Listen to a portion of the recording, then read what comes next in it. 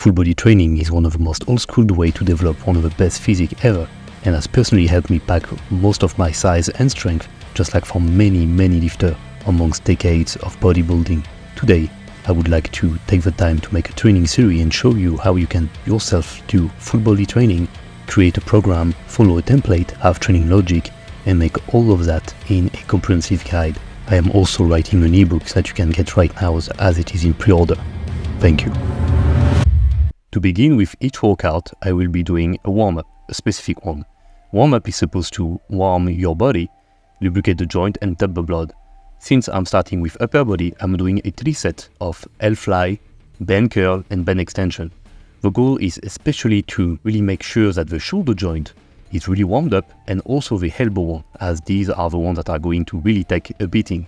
I go with high rep, pretty high speed, because my goal is to really pump and supply better the tendon, better than the muscle, because the muscle will pump without much issue, but not the tendon. And I am off to my first warm-up sets onto the Smith high incline press. The goal is to go from empty bar up to working set, and I will be supersetting that with wide grip upright row and some movement with the neck, and that I will explain later on. The goal with the Smith machine is to provide stability and also have a slight angle, since this is high incline press.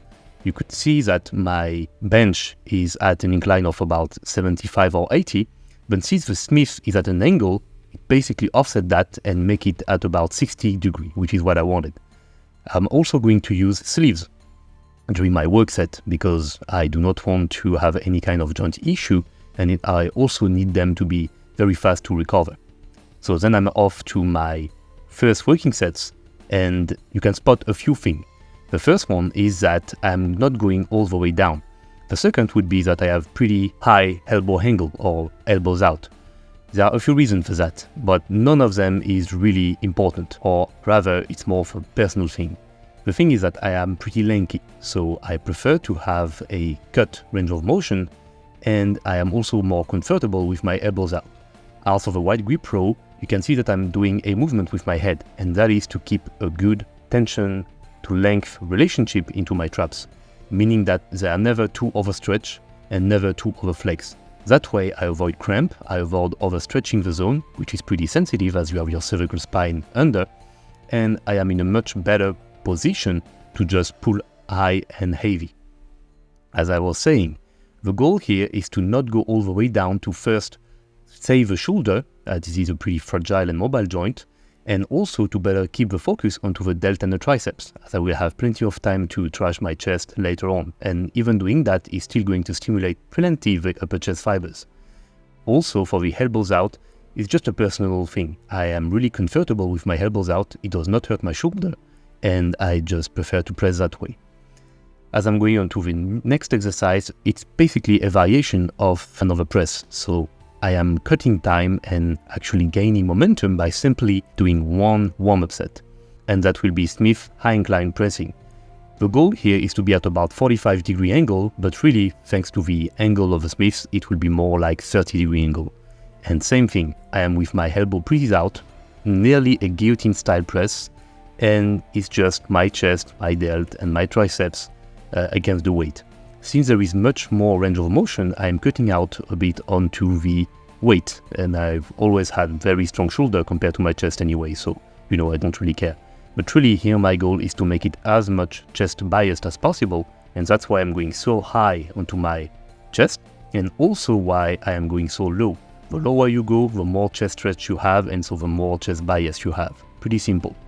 I am super syncing that with easy bar reverse curl, which is one of my favorite exercises for forearm and also arm as a whole, because not only are you giving plenty stimulation to the brachialis and the brachioradialis, you are also in a way in a good position to also sneak in some work with the wrist extensor, meaning that by keeping the wrist extended, you will work the front part of the forearm, and that is a part that is easily overlooked, and that is still very important for your wrist and elbow health. After that is done, I'm going on to more isolation work for the upper back, the delt and the chest. And I started out with reverse pec deck. My goal here is to simply finish off whatever is left in my traps and also sneak in some rear delt work. And that's why I am doing it that way. I am squeezing the upper back, I'm using all my musculature, and I am also having an elbow angle that participates into having whatever I prefer for that. As for the pec deck, same thing. I know this might look odd, but this is how I feel the best my chest, can finish off my front delt in a safe position without overstretching and overworking my coracobrachialis and my biceps. I know this seems again odd, but chest training is pretty personal, as it really depends on your leverage, your clavicle length, your ribcage thickness, and also your sternum angle. And I'm super sensitive both, as it's pretty easy to do it on the same machine. And as you can see, I'm moving my shoulder blade, my scapulae, and that is very thorough, I guess, since my goal is to work everything. And even though it would be maybe smarter to not move them to have everything on the rear delt, I believe that it is way better to let the shoulder move and do their thing instead of trying to lock them in, as it is how you can develop a few problems with your joint later on, especially when you're doing powerlifting style bench press.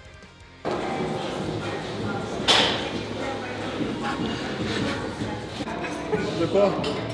Ah, ça fait Attends, vas-y, je refais. Vas-y, refais. Ouais.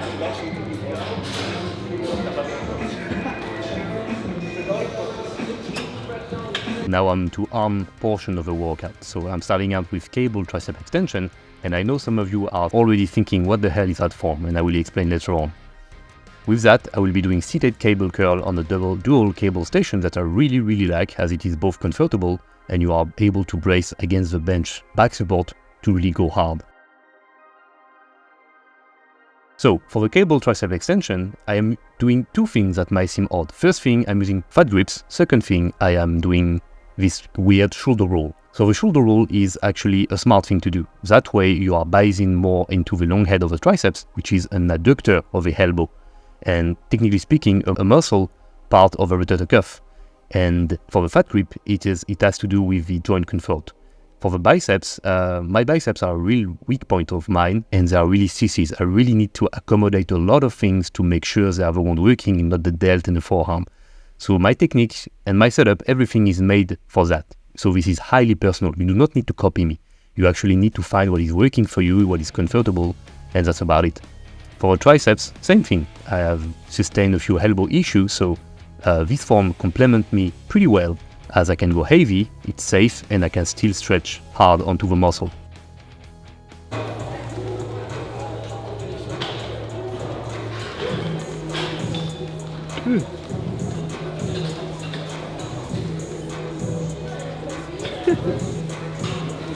As you can see on the biceps curl, I am bracing against the bench to really sneak in a bit more stability, and I'm keeping my elbow back. That way I am not curling too much forward, so my delt cannot assist too much, even though they are a strong point and you can really see them try to steal the work. That way it's kind of like a mixing between cable curl and drag curl. After that, I am off to the lower body portion of the workout, finally, and I will be starting out with Bulgarian split squat, which is for me one of the best top movements you can do for your lower body, as it is accommodating for your hips, your knees and your lower back. You can go quite heavy, but it will not be hard on your back, it will be really hard on the working leg. And you can also sneak in a bit of prehab and really balance out whatever unbalance there is between both of your legs, both of your hips, and even your two core sides, as external and internal oblique can work in rotational movement, but also in lateral movement. And if you have any kind of sport practice prior to weightlifting, you will see that you have like a strong, stable leg and a very powerful but very unstable side also. As you can see, I'm going down to about parallel, and my goal is just to be as much quad and glute biased as possible. Between sets, I am doing something called tibialis raises. So basically, I'm working the front part of my calves. Those are calf muscles that are heavily prevalent into absorbing shock and forces through the feet and to the knees. So you are actually bulletproofing both your ankle and your knees. So very, very important.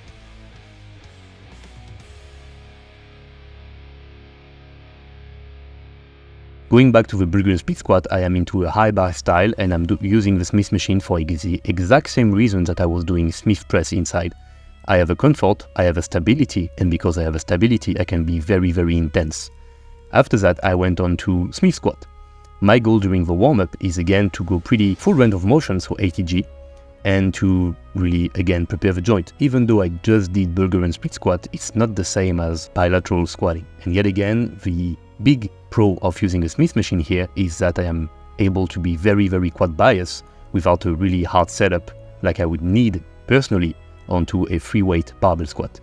After that I am onto the working set, but I will be going just to parallel. It is more than enough for me to go really hard on the quads, have some stinking glute workout, especially at the bottom of a rep, but it will not fatigue too much my lower back, and it will not tear too much on my knees. Both areas have already have a few issues, a few injuries, a few tweaks, so I'm really conservative, even though I'm still using as much weight as possible. By the way, I've never been a good squatter. After my knee surgery, I doubt I will be breaking world records, so that's why I'm taking it after the Bulgarian split squat, as I am not trying necessarily to go very, very heavy and hard. I'm just trying to finish whatever is left into my quads. And that was about it for today's workout. Very, very long workout, about 3 hours. I hope you liked it, and I hope you will be back soon for the other video. That's about it for me. I'll see you soon. Take care, bye bye.